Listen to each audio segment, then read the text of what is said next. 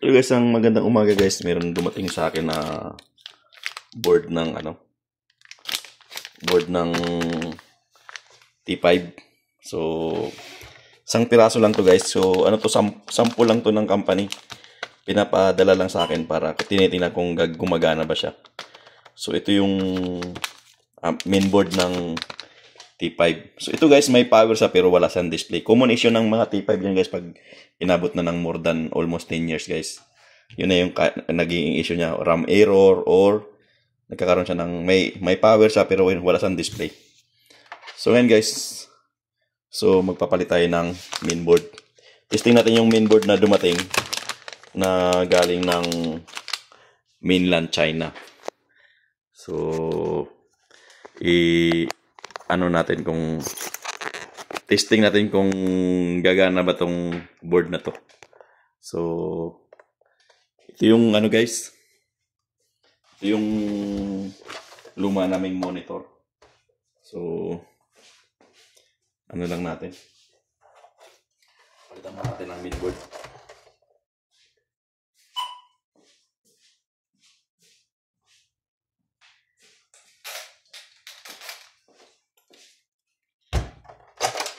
So, ito guys. Pero, luman-luma na to. Mga makina na to guys. Super. Puro na natin, nagbe-brittle na yung kanyang mga plastic. Ito yung problema ng Mindray guys. Pag luma na yung yung luma na yung machine, nagbe-brittle na yung kanyang mga plastic. Kaya pag tinanggal mo siya, kailangang dahan-dahan kasi ang bilis na mag-crack yung mga plastic.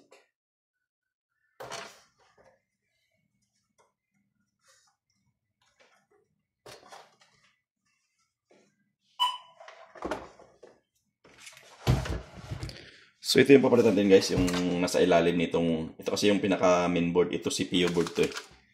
Yung dumating CPU board, ito mainboard niya. So mainboard niya okay.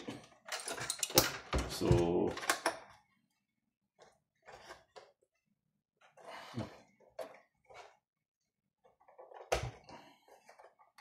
kailangan natin magpalit.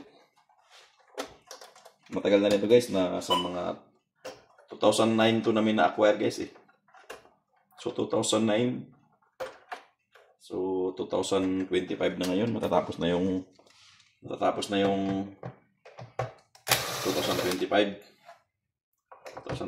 na, so more than 15 years. So buhay pa din siya. So ngayon, tanggalin natin yung mainboard.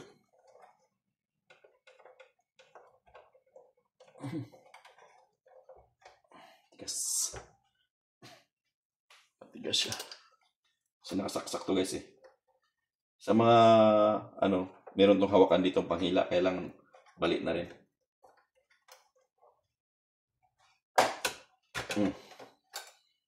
So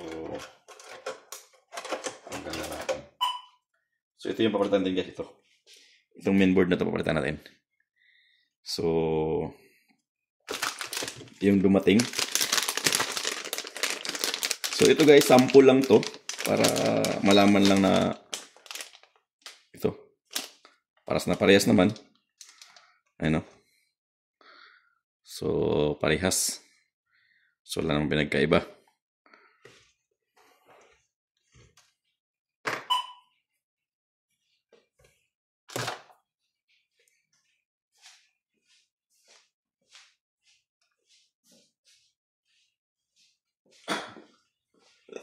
Excuse me.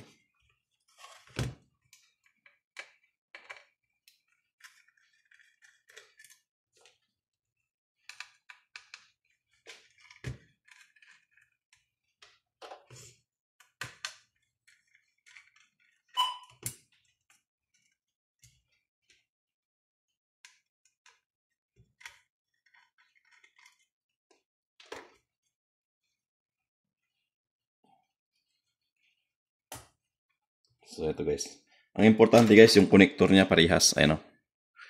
So, parehas sila. Ayan lang ang pinagkaiba. Ayan. Tinignan natin. Ayan o. Parehas naman. So, ito yung laging nasisira nito guys. Itong GPU na to. So, ito yung laging nasisira ng monitor na to. Pag tumagal na. So,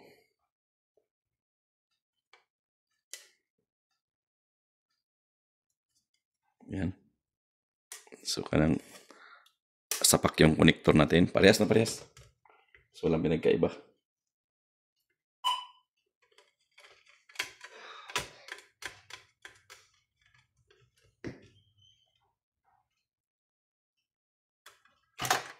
Basta guys, pag nagkaroon ng issue yung mga T5 nyo na Mindray na walang display, may power pero walang display, isa na yun sa mga issue yung CPU board na to. Kasi guys, nakapagpalit na ako siguro na sa mga 10 unit na ang napalit kong ganito. 10 ganito na. 10 ganito na pinalitan ko. Makita mo yung mga sira ko dito guys. Ang dami. Ayan. Tingnan mo yung mga sira ko guys dito. Ayan, dami. Puro sira na yung GPU niya. So, ito yung GPU na pwede mo siyang i-hot air. Pag hinot air mo siya, gagana siya ulit ng mga 1 month, 2 months, tapos babalik na naman. So, maganda talaga pagpalitan mo na ng bago. So, yan. Meron namang madadagdag sa collection ko ng mga sira guys. Ano? Dami na ako ng sira.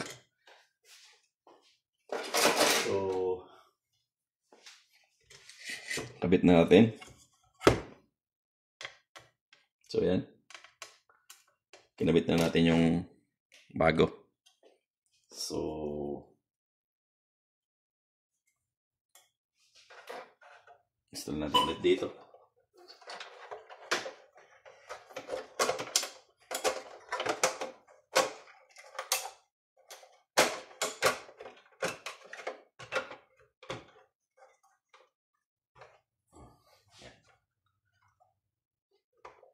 So, balik na natin yung mga flex cable niya.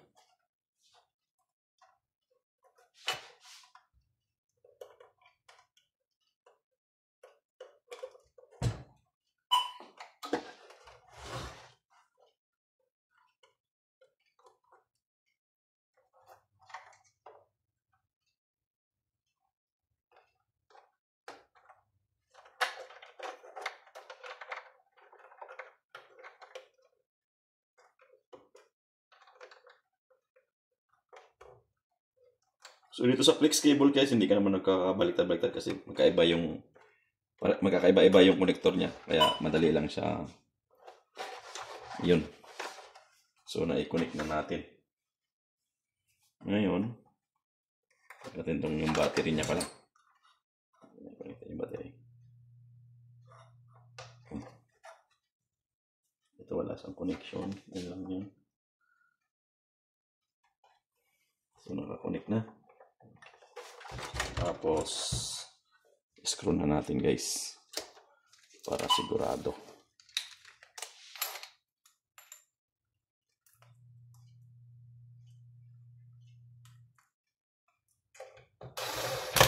Madali lang to palitan guys. Basta meron ka lang spare.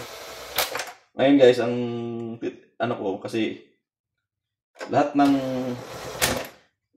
aking pinalitan na yon, yung lahat ng pinalitan ko dati dito guys, galing ng Mindray mismo. So, wala silang software na kasama. Wala silang naka-pre-install na software. Pero nagbibigay sila ng software na pang-install. So, meron silang USB na pang-install. Pero yung bagong dumating guys, itong bagong dumating na to, hindi ko alam kung may software na ba siya o wala. Kasi hindi to galing ng Mindray, galing lang to ng mga local na vendor dito na pinakopya lang sa China. Kasi marami na ngayon dito rin eh. So, tingnan natin kung may program na ba.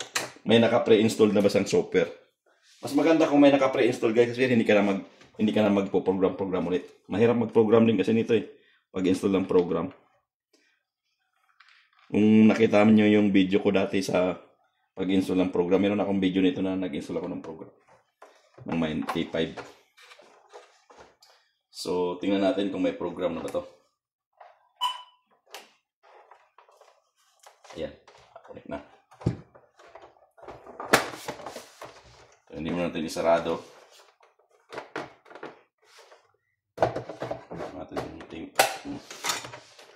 So, kinabit natin yung ating module. Huwag mo natin i-screw. So, Hello, boss. yes, boss. Yes, only computer. What happened? So, yun guys. So, na-connect na natin. Power on na lang natin guys. So, moment number 2 guys. Turn on na natin. Hindi siya naka-connect power.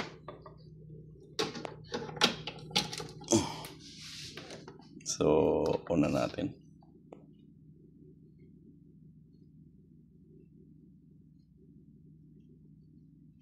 Ayan guys, so nag-on na siya.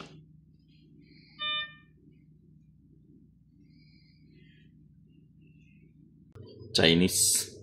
May software siyang kasama pero Chinese version pang T5 na Benivision T5 series, T series.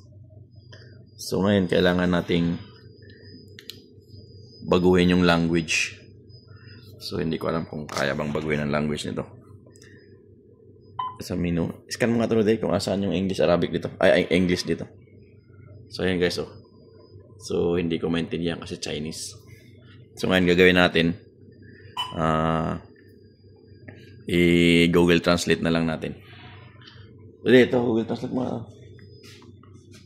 Asan yung maintenance?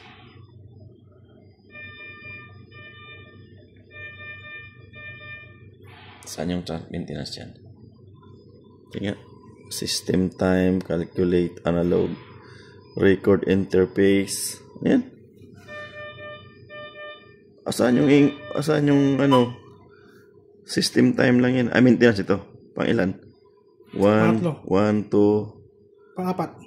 1, 2, 3, 4. Yan, So, yan. 1, 2, 3, 4. Ito maintenance. Then, scan mga ulit.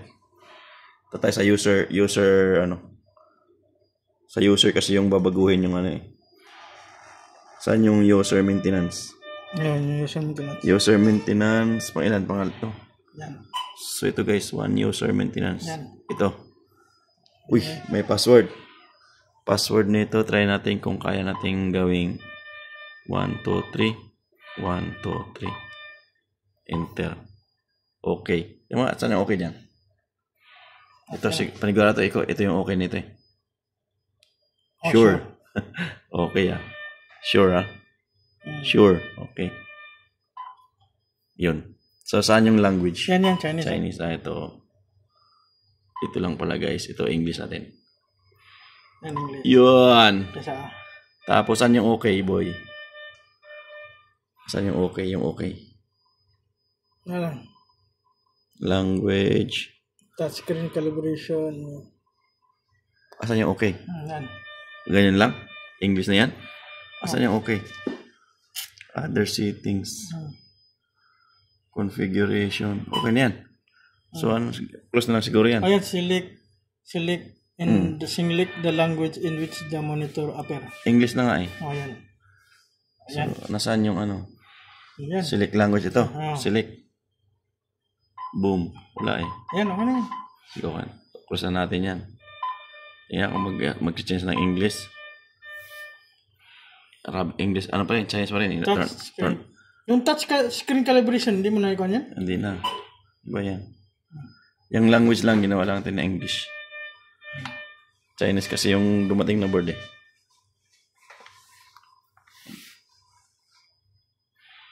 Yung dating dumating sa atin na board na ganito, walang program eh. Wow, legs. Ay, plus pa yan.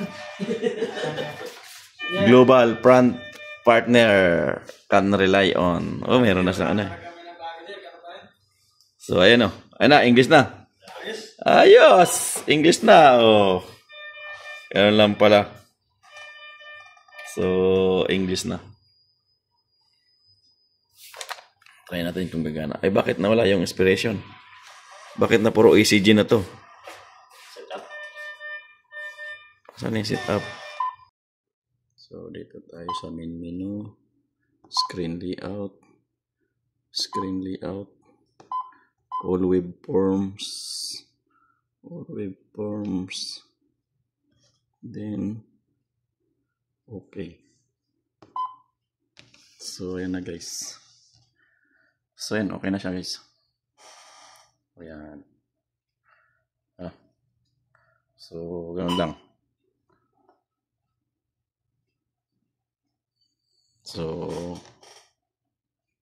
So try natin yung SpO2 at saka BP.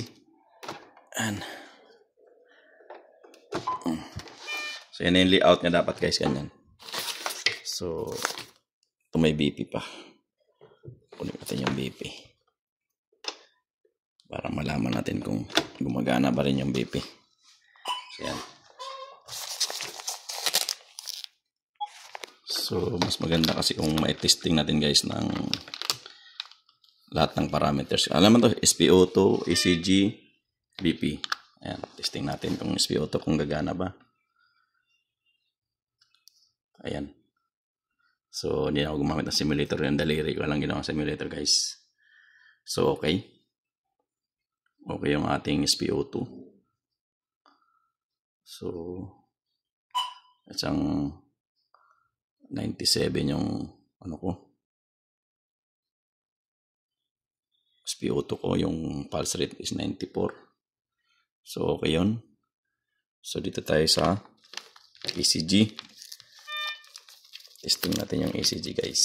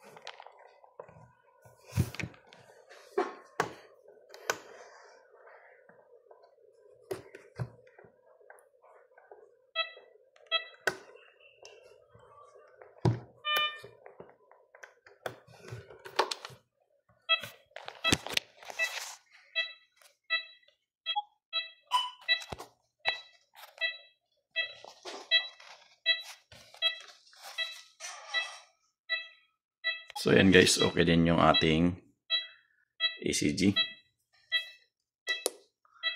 So, ayun. Nag-simulator ako ng ECG. So, okay din naman. So, ito try natin yung BP guys. Kinabit ko lang sa ano ko, arm. BP. Gumagana rin.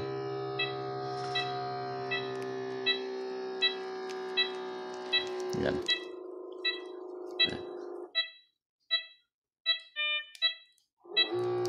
Hindi niya ma-detect yung BP ko. Mataas yung BP ko.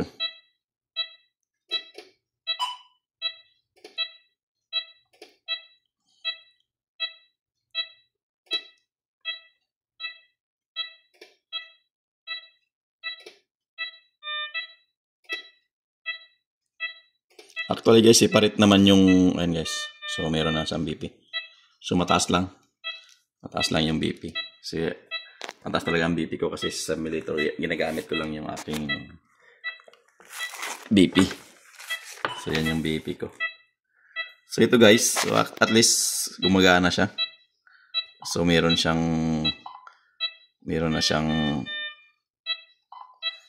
siyang reading. Lahat naman meron. At yung aking SpO2. So, ayan. So, SpO2 natin. Testing natin. So, guys, okay na siya. Ayan. Ayan. So, ayos na. So, okay yung board niya guys. Hindi ko alam kung magkano yung price ng board kasi nga, ano lang to eh. Sample lang kung gagana. Ito. Sample lang tong board na to na pinadala sa akin. Hindi na kasi to sa Mindtree galing eh. Galing na to sa ibang kumpanya na mga kopya-kopya. Pero okay naman siya guys. At least may software na siyang kasama. Hindi ka na mag-i-install ng software. Yun. Ganun lang.